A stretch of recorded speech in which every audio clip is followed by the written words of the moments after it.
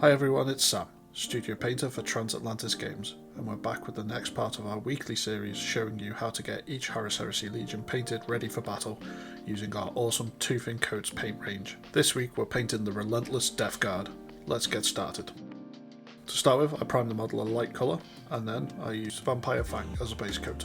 Remember, when base coating, you want to thin down the paint so that Tooth & Coats will do the job. And make sure you keep the brush moving and don't go back over areas where the paint's still wet. This will give you a nice finish to work on the rest of the steps.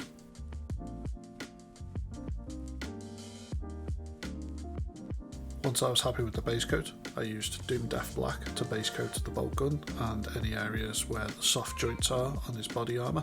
The reason I've done this is so that if I make any mistakes with the black, I only have to go in with Vampire Fang as opposed to having to redo any of the steps which are following this, which give depth to the armour. I just find this easier and quicker to correct any mistakes.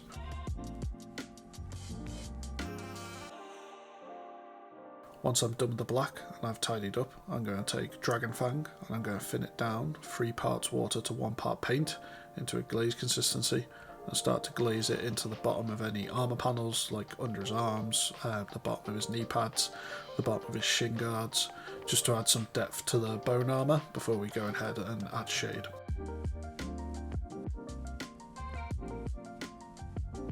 Next up, I filled in the shoulder pads using Orc Hide. The reason for me switching away from the armour at this point will become apparent in the next couple of steps.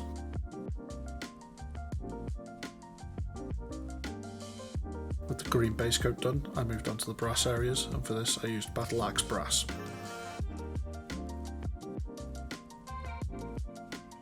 And then I also base coated the metal areas using Dwarven Iron.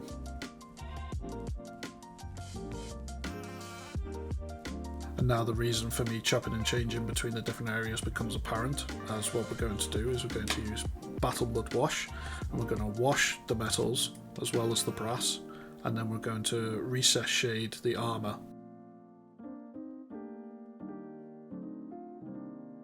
Next up, it wouldn't be the Death Guard without a little bit of rust and grime, so we've achieved the grime with Battle Mud Wash, and what we're going to do is add a little bit of rust, and for this we're going to thin down dry rust brown, and we're going to thin it with 5 parts water, 1 part paint, so it's quite thin. And what we're going to do is we're going to carefully place this into little areas where you want the rust to gather, add a few little streaks, making sure they're always downwards in the direction of gravity, and just generally dirty up the armour a little bit. Don't go too overboard because we want it to be quite a subtle effect, that's why we've got the paint quite thin, but as you can see it definitely adds just that extra layer of dirt and unkeptness that keeps the Death Guard with their signature look.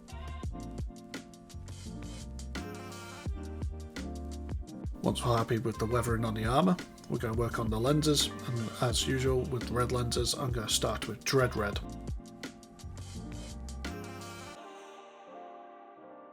And then to quickly finish off the lenses, add a little dash of Demon Red just to the bottom corner of the gun lens and in the middle of the eye lens.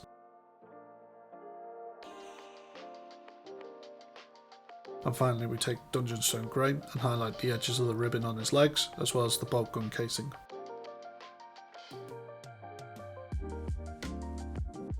And here's the finished Death Guard, ready to endure the battlefields of the Horus Heresy. I hope this video has given you some techniques that will let you get a good looking army on the table quickly. Please like and subscribe to our channel where there will be more Horus Heresy Legion schemes, as well as hints and tips in the future.